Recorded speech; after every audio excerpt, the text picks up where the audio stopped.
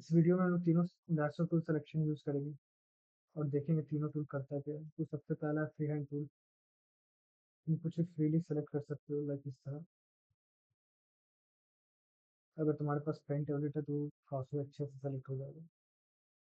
अब right click करो, fill करो, कंटेंट अवेयर, इतना तो समझ गया। तो उसके बाद चलते हैं सेकंड वाले पे, जो कि है पॉलीगॉन लासो टूल। ये सिंपल वही टूल है बट ये स्ट्रेट लाइन सेलेक्ट करता है। मैं काफी रफली सेलेक्ट कर रहा हूँ। हाँ, मेक श्योर करना कि ये दोनों ना आपस में मिल जाए। वाले इसको कॉपी कर लो बस। ये थर्ड वाला काफी इंटरेस्टिंग है, जो कि मैं जो कि मैग्नेटिक लासो टूल।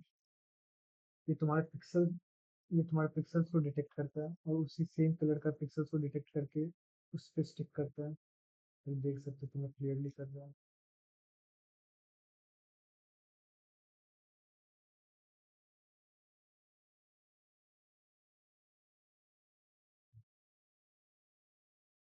तो ये काफी इजीली स्टिक रहता है वहाँ पे।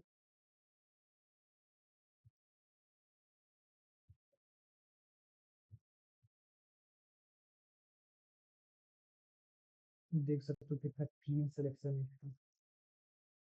तो मिलते हैं नेक्स्ट ट्यूटोरियल पे। तब तक के लिए गुड बाय।